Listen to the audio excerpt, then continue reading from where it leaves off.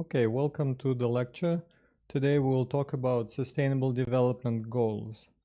Previously we talked about smart cities and Fourth Industrial Revolution, so this topic is a continuation and you'll see how it fits in. Chiang Mai University has many logos that says SDGs, CMU, and different colors. And you might be wondering, what is that?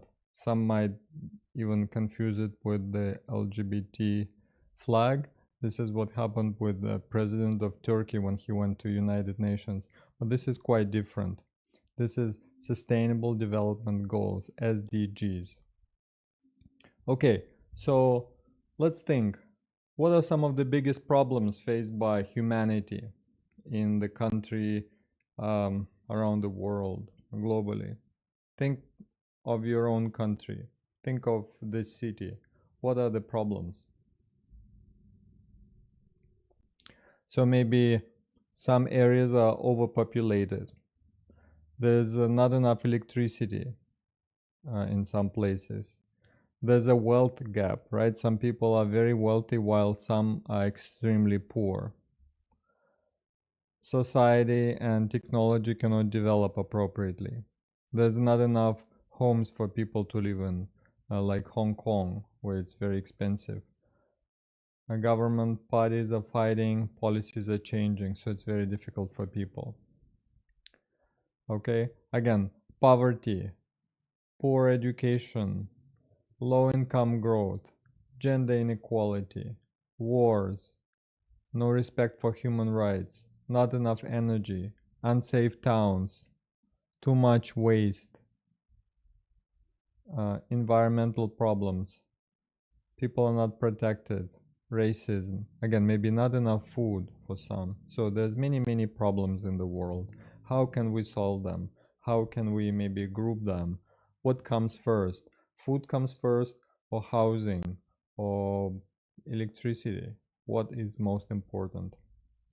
Again, when we say sustainable development goals, sustainability, which is a noun, what is that? It's the ability to maintain or support a process over time.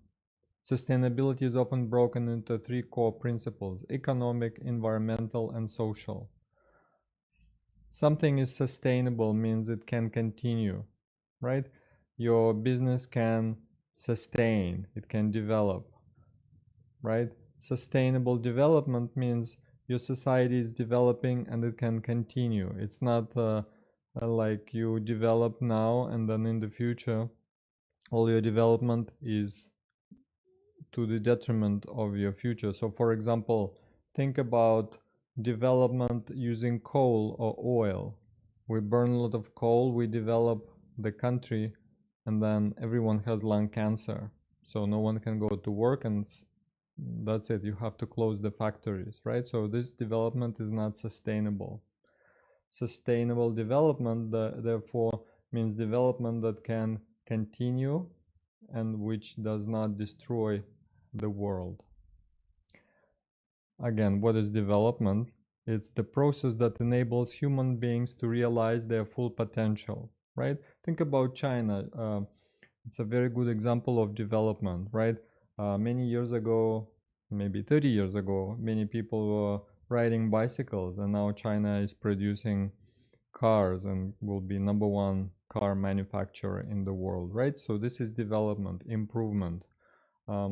Think about Thailand. If you see old pictures, many people were very poor, and now there's a growing middle class, so people can buy cars, people can travel, right? Development. At the same time, you can look at some countries, maybe in Africa, Iran, Iraq, where they were very developed 40, 50 years ago, and now they're in decline. So you understand, development is when you get better over time.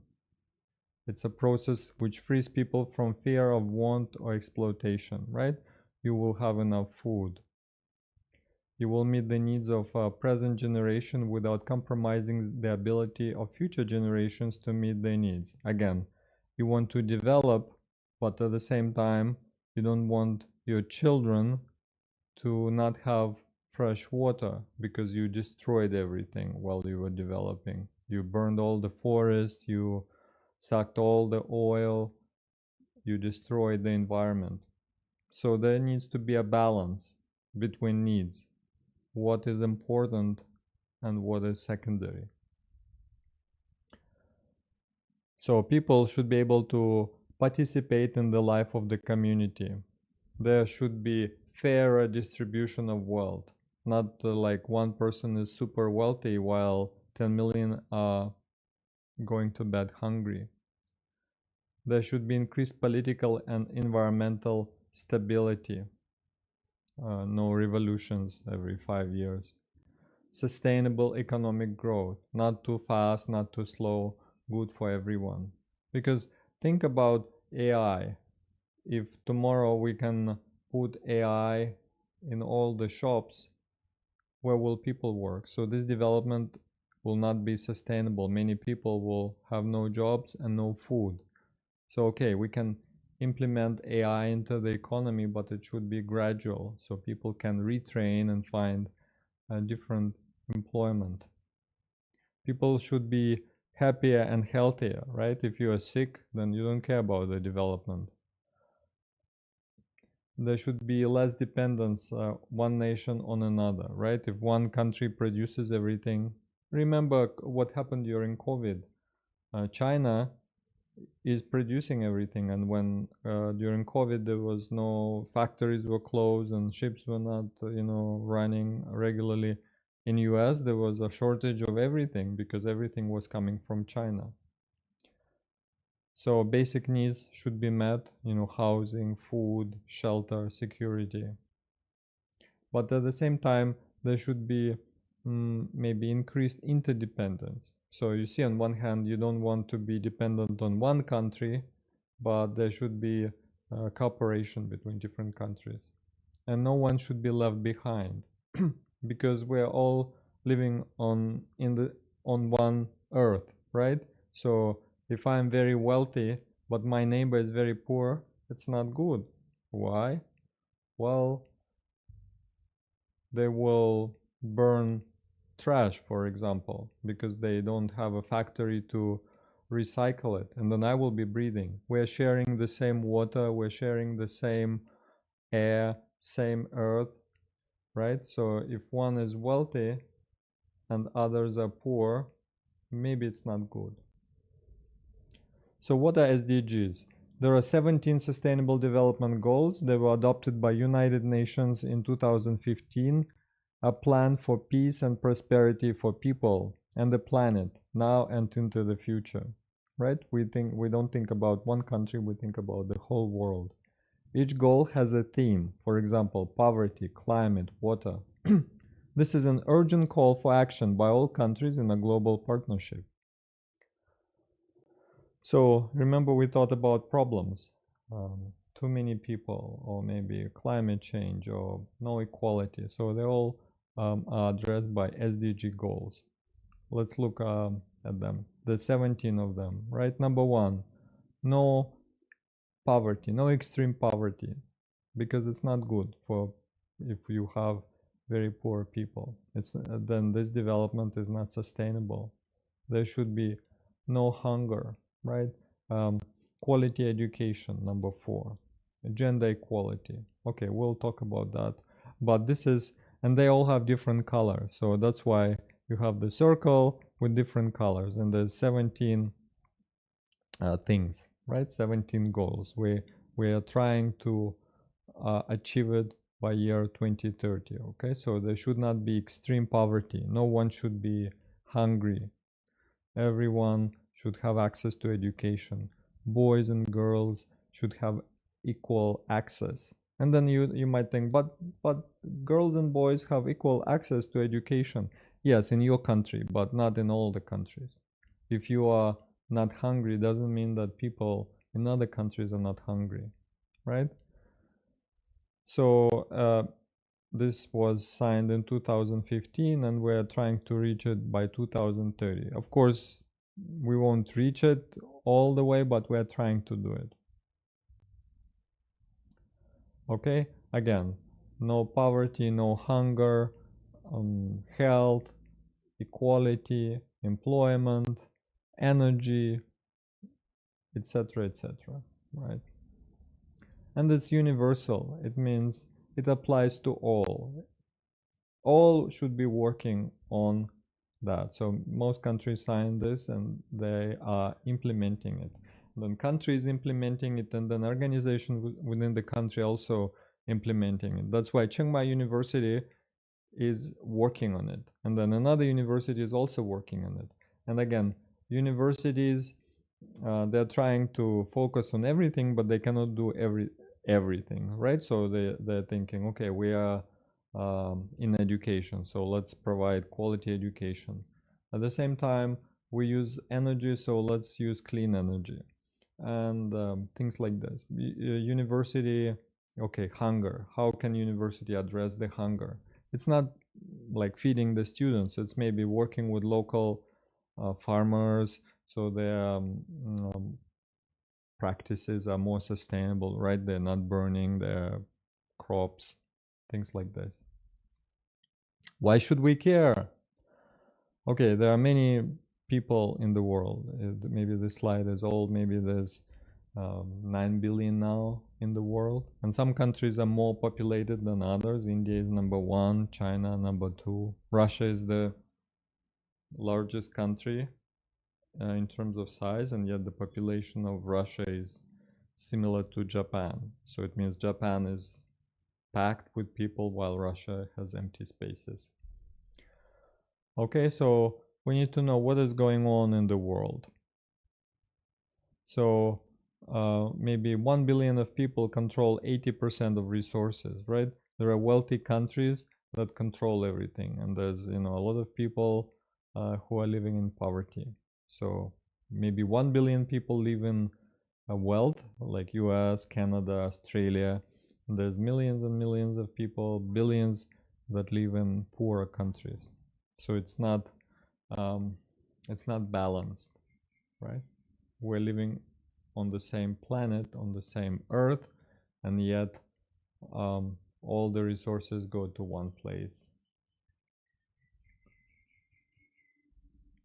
Okay, and there's young people, many young people now, and 90% of the world's young people live in developing countries. It means they are poor. More than 500 million young people aged 15 to 24 live on less than $2 a day. $2, it's around 70 baht. So they're living in poverty, and they're your neighbors. It's your neighboring country where people live in poverty.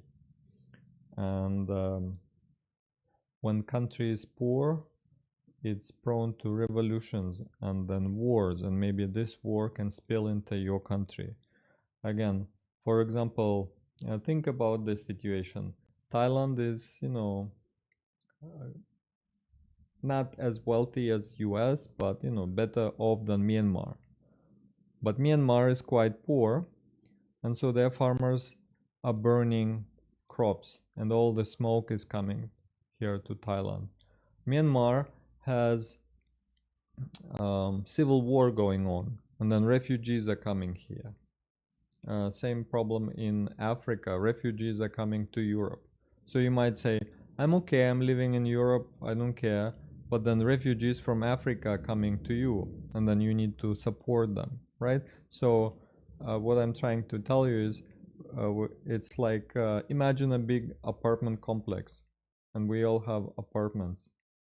We're living in the same house, right? So Earth is our house, our home. We should know and understand the causes and consequences of some of the world's major challenges. Global hunger. What is going on? Why in US there's so much food, people are trying to lose weight, while in Africa people are dying from hunger. So what is going on, right? Poverty. Why some countries are poor. Many countries in Africa are poor, and yet they have very valuable resources. Inequality, right? Why in some countries girls cannot receive education? Climate change or pollution. What is going on? Again, global means globe. the earth, right? So it means all the countries are part of it.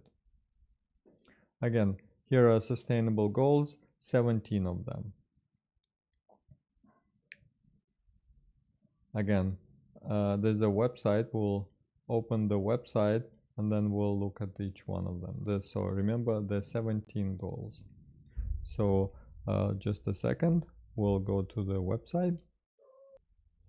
Okay, so this is the website of the United Nations, right? International organization, and we have 17 goals. So for example, let's go to number 2, right? Goal number 2.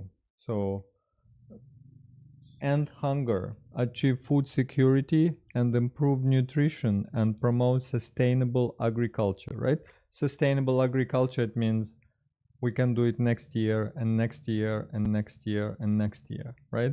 If I use a lot of chemicals, I will have crops 1 year and then next year nothing will grow there. So it's not sustainable, right? Sustainable means it can continue for many generations, right? So we'll click here and overview. Okay, end hunger, achieve food security, nutrition, promote sustainable agriculture. In just a moment. More than 600 million people worldwide are projected to face hunger in 2030. They won't have enough food, right? There's no progress. High food prices, right? In some places, food prices are so high, people go hungry. Food is very expensive in some places. Malnutrition, right? You have junk food, pizza and burgers, but you don't receive nutrients, vitamins, right? And then you don't feel well. If children don't eat well, they should be fat, but if they eat junk food all the time, then they don't develop, their brain won't develop, right? Future development. So many children. This is the problem. Okay, and then we go deeper here. And okay, if I click out and then I point again, so you see there's 8 targets. So what are the targets? Okay, targets.